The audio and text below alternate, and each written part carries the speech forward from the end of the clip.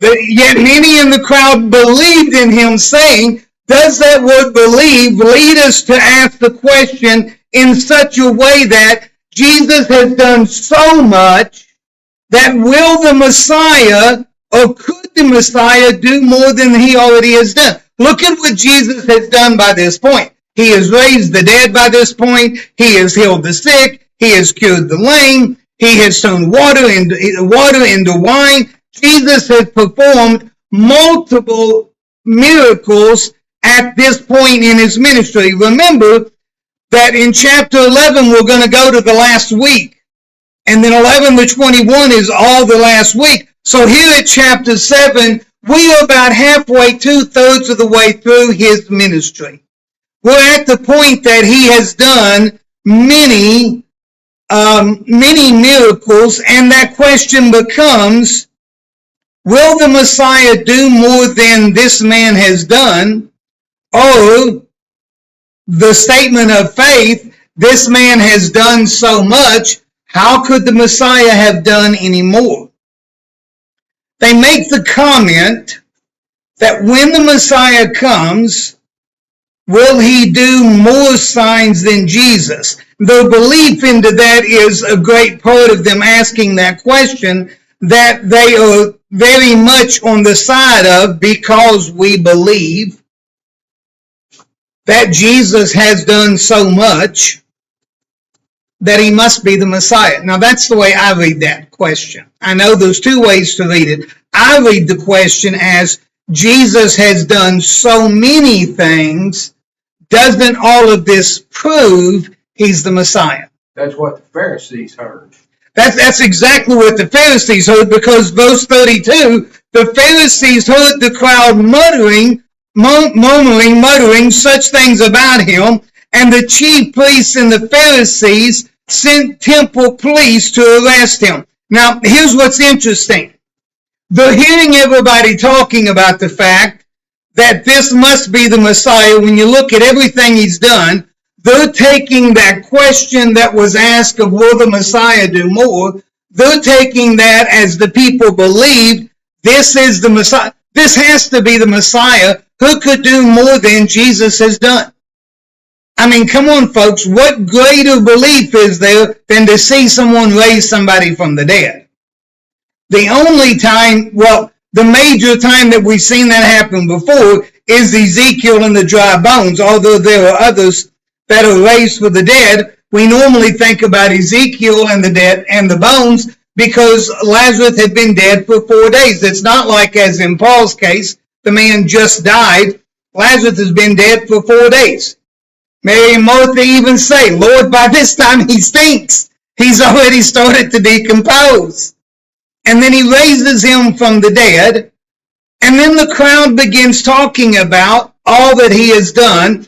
And then in 32, the Pharisees hear such things. And the chief priest and the Pharisees, notice they make a difference there. The Pharisees heard the crowd, but the chief priest and Pharisees sent temple police to arrest him. So here's a good question for you. Why didn't they arrest him? Wasn't his time. You're exactly right. It wasn't his time. And they were afraid, I think they might have got afraid for a minute, but I think they had to. I honestly think they are so emboldened by the fact that everybody's saying that he's the Messiah that they actually have a moment of stupidity where they decide we're going to arrest him right in the middle of all these people. But then what did they do? They arrested him at night. Exactly. I was about to say, remember, to keep from having everyone discover what they did it at the dark of night when nobody was around. In this case, Jesus is surrounded by people.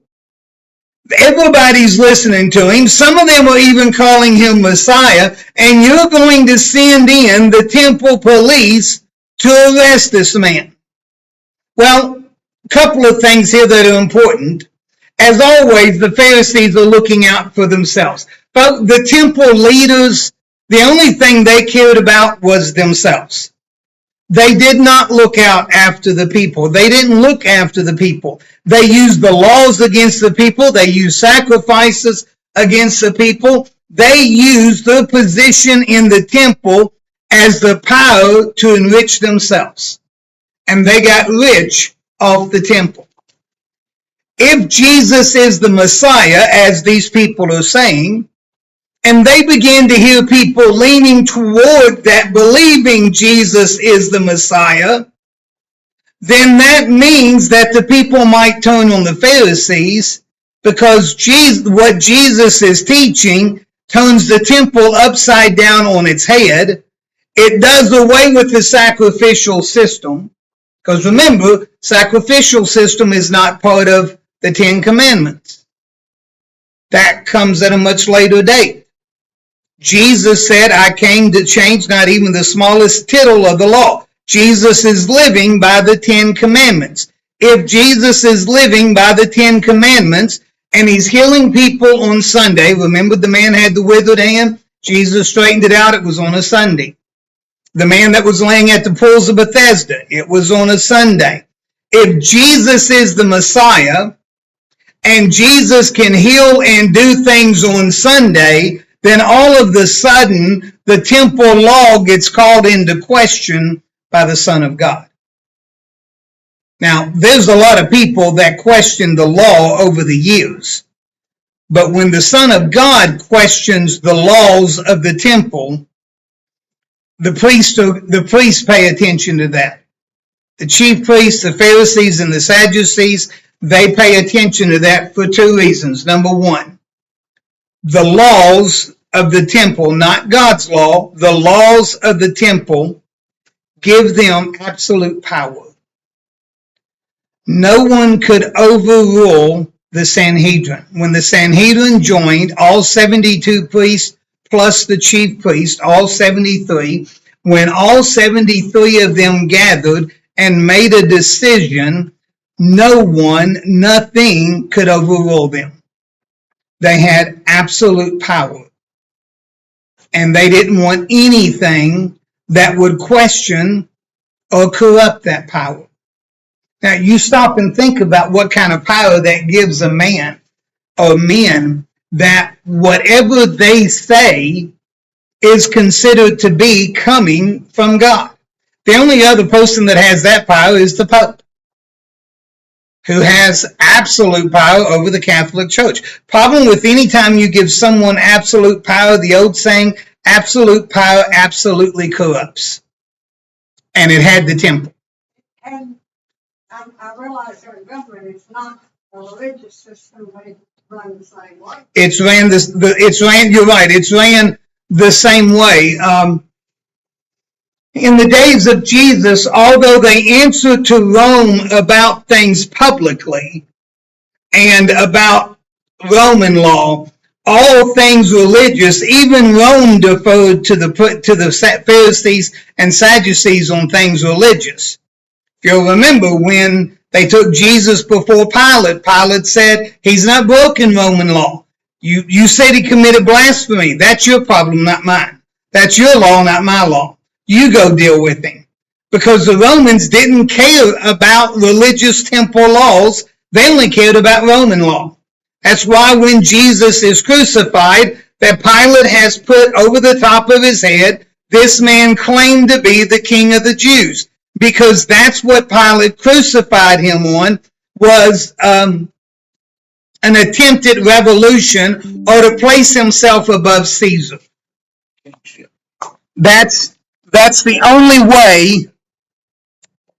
Why is that not on? That's the only way that Pilate can legally, or at least according to Roman law, can crucify Jesus. Is he's either got to, there's only three ways you can get crucified in Rome. You've either got to kill a Roman citizen, start a revolution, or claim to be higher than Caesar. That's it. Treason. That's the only thing that will get you put on a cross by the Roman Empire, is basically treason and killing a Roman. If you didn't do one of those three, then you're not crucified. So for Jesus to be crucified, he has to be guilty of, as as Brian said, treason, and that's why Pilate puts above his head, this man said he is king of the Jews. That's why when the Jewish people said, no, take the sign down, he's not our king, only Caesar is our king, that Pilate would not take it down because that's what Pilate found him guilty of. It's the only way he can crucify him. What was the thief on the cross guilty of? The two thieves beside him, both of them evidently had committed great crimes against the Roman Empire. One of them said we have committed crime. Right. This man has not. They want murder. Murder, yeah, you can be crucified over murder, saying that you're greater than Caesar, or trying to start a revolution. If you stole from a Roman, yeah, but only in extreme cases. That's why when we simply call them thieves, they have to be more than thieves because you don't get crucified for stealing something. Stop and think about it. You don't get crucified for stealing something. Exactly. Well, no, you're exactly right. The law would say you cut a hand off, you cut a finger off, put an eye out. The eye for an eye, tooth for a tooth. But you don't get crucified for being a thief. They don't do that. They have more gruesome ways. You get whooped with a cat of nine tails. You get scourged.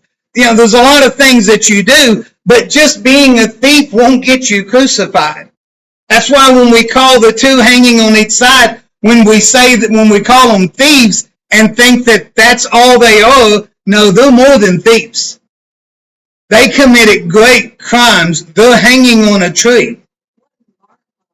Barabbas supposed to be that third cross. Ma'am? Barabbas supposed to be that third cross. Barabbas was supposed to be the one that was crucified. Tradition says that Barabbas was a Sicarii, which is the fourth type of priest. You have Pharisees, Sadducees, the Qumran community, Essenes, and then you have Sicarii. Exactly. Sicarii are the one that kill people. They wear in modern day, they'd wear big black trench coats with daggers all inside. They would take and put on a big outer clothing, and they would stitch bands inside of that clothing and then stick a dagger in it, just a band wide enough to hold a dagger, and then they'd go into the Roman courtyard, into the Roman market, into the Jewish market, where it's absolute chaos anyway. To this day, when you go into the Jewish market, it is absolute chaos. They would go into the Jewish market, they'd find a Roman sympathizer, or even better, a Roman, walk up to him in all the confusion, reach in, slip out a dagger, slip it in the stomach, slip it in the back, and just keep walking, and nobody would ever know who did it. Somehow Barabbas messed up and got caught. Tradition says that he was a Sicarii. If he was a Sicarii and they were about to crucify him, he killed a Roman. He got caught killing a Roman. Call them today assassins. Yes, today we would call them assassins. The other reason they wanted Jesus arrested, if he is the Messiah, if Jesus is the Messiah, and he opposes the temple, which means that if he opposes the temple, then he might also oppose Roman rule over the temple. Remember the story about those that when Pilate slaughtered them, the blood mixed with the blood of pigs and ran down the road? The concern is, if Jesus is Messiah and he overthrows temple law, then the next thing that he's got to get rid of is Roman law, because Roman law violates temple law, especially in areas of sexuality. And if he violates the Roman leaders or begins a rebellion against Rome, then Rome comes in with devastating force. If you start a revolution against Rome in one of its subsidiaries, and Rome has to send in the army to stamp it down, everyone in leadership is instantly put to death. Every Roman in leadership. Pilate, one of the reasons that Pilate is concerned about Jesus Is Pilate's wondering, is Jesus going to start something? Because if there's a revolution, Pilate dies, the chief priest dies, the second priest dies, every leader in that area, religious and governmental, die. The temple leaders are sitting here being self-preservation, sitting here thinking about the fact that if he does start a revolution, if he does attempt to throw Rome out the way he's trying to throw the temple leadership out, then they're going to die. And they know that. Interesting enough, anybody know what happened to Pilate? He was banished from the Roman Empire. I read somewhere that he became a priest in the Greek Orthodox Church. Not sure where you read it, but no. But not according to Roman records. Let me rephrase it. I'm not going to say no. Not according to Roman records. Pilate was so violent. Now stop and think how violent the Romans are, people. Pilate was so violent that he was excommunicated from the Roman Empire, set outside of the boundaries and told, don't ever enter the empire again. It comes down to the fact that he was such a harsh taskmaster in and around Jerusalem and around Judah that they actually deemed him too violent and got rid of him. When they talk about Jesus, the Jesus being beat before he's hung on the cross, folks, there's a really good, about a 99% chance that the guy that had the whip in his hand was Pilate. Roman records show that one of Pilate's favorite pastimes was beating the Jewish people. He was an extremely violent man. Even, according to Roman records, too violent for the Roman government because they got rid of him. As far as how he died, your guess is as good as mine, because when he sat outside the Roman Empire, no one ever speaks of him again. No one ever records anything about him because the Romans won't acknowledge his existence because they kicked him out. The Jews definitely are not going to talk about his existence. They're glad he's gone. Nobody really knows how he died because He only has one choice to go that way. pretty much so. He's got to go across the desert into nowhere. He pretty much does. His only hope is to no, he can't even go to Egypt because Egypt despised Rome. He really couldn't go to Egypt either because Egypt despised Rome. He is with no locust or honey. Yeah. Talk about a man without a country. He is a man without a country. Because I've always thought, well, I figured he went to Egypt, but now that I think about that, Egypt despised the Roman Empire. Egypt would not have welcomed Pilate, one of their governors. I suspect that he didn't live a whole lot on the night he got out because nobody's going to do it. I suspect you're right. I suspect he died pretty quick after he was exiled. Because, I mean, everybody knew who he was. Everyone knew who Pilate was. Pilate had a horrible, horrible name, even in the Roman Empire, for violence. Nobody was going to trade with him, and nobody. No. You're right. Nobody's going to trade. Nobody's going to sell something to him. He's exiled. I suspect you're right, Shirley. He probably did not live long after he was exiled. There is no mention in Roman records of exactly children. If you remember, Pilate had a wife because she tried to convince him not to do this. You know, they don't say whether she was exiled or not. The only thing I had read is that he was exiled. I don't know about his wife, and if those children they're never mentioned, we do know he's married. And interesting enough, in The Chosen, in that movie, if you remember, it's Pilate who stabs Thomas's fiancée to death because he's so angry. Well, that would be something Pilate would do. That wasn't Pilate. It was the governor.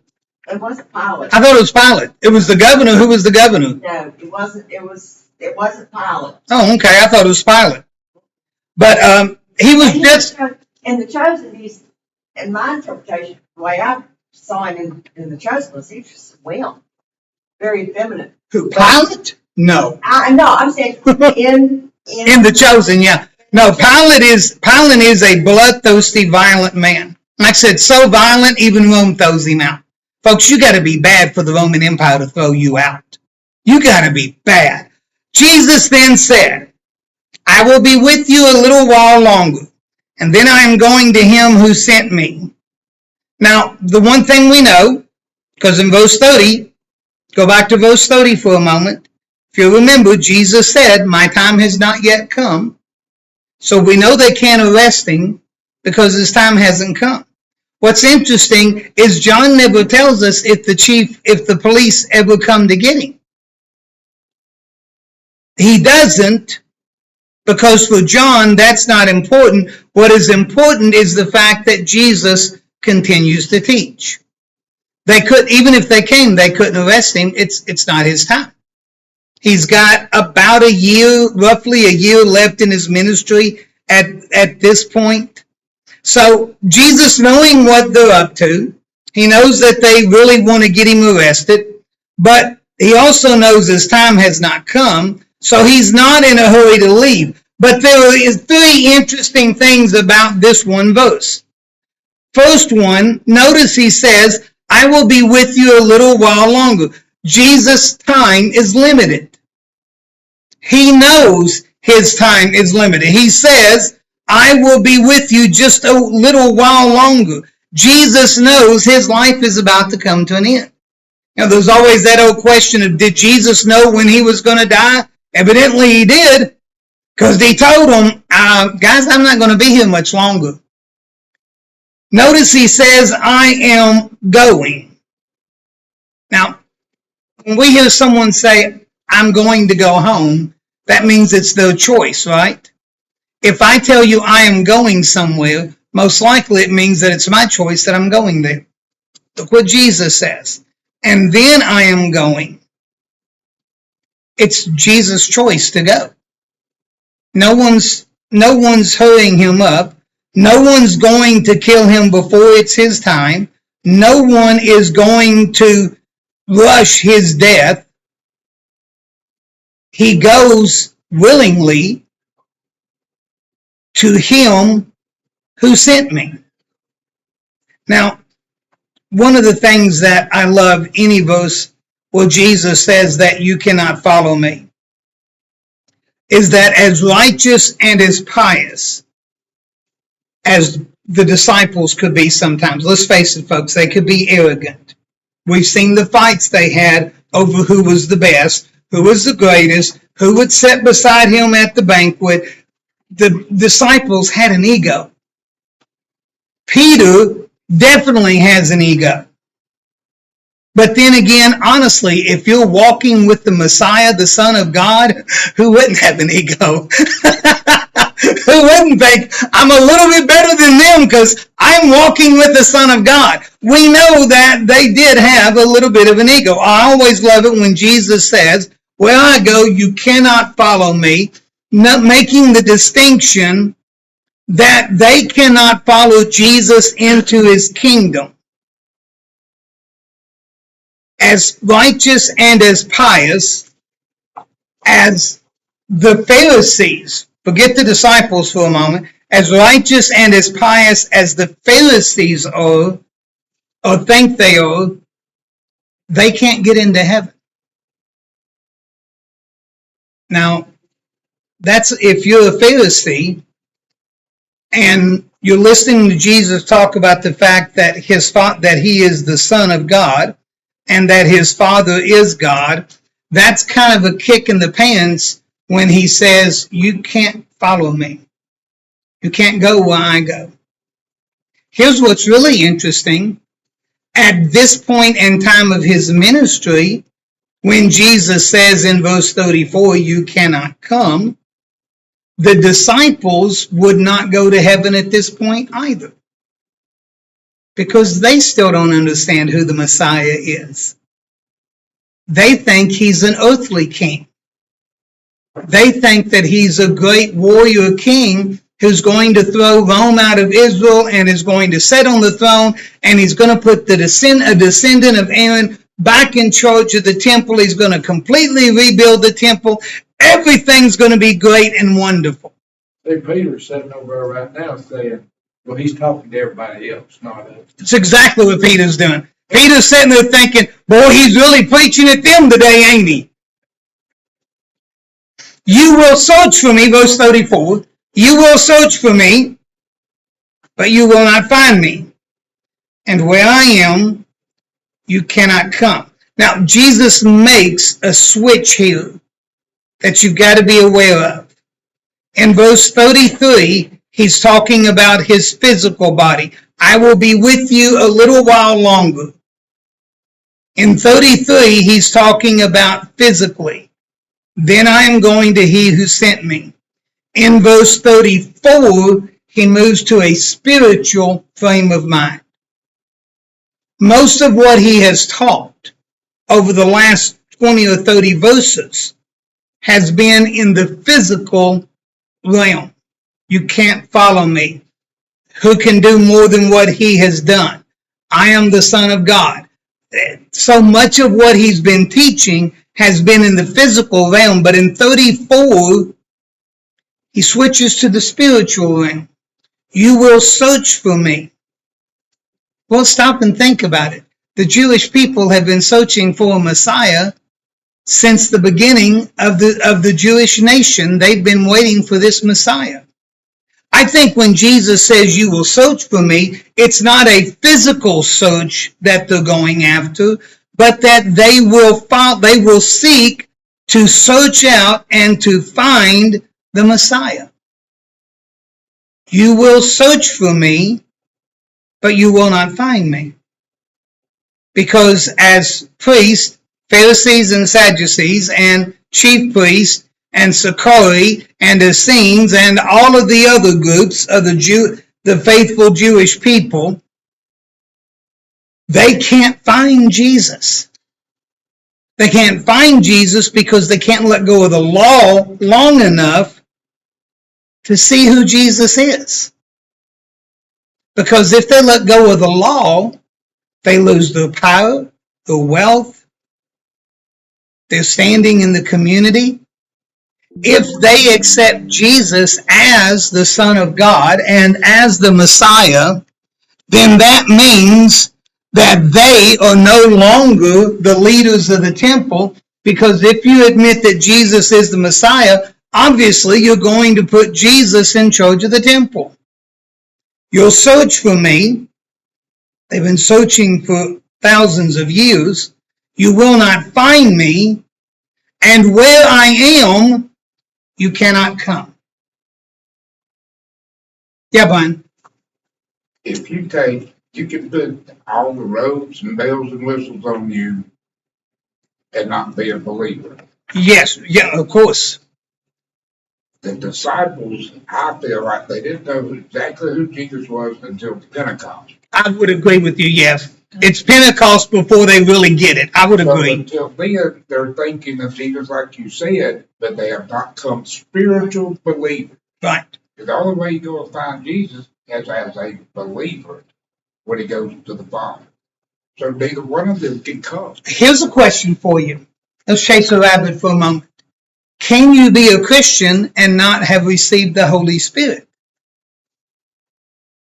I think you can, and I think you receive it. You may not have that income or use, but I think you receive the Holy Spirit. So when you're saved, you get Christ, you get salvation, redemption, justification, and the Holy Spirit all at one time. Well, I would agree with you, I would.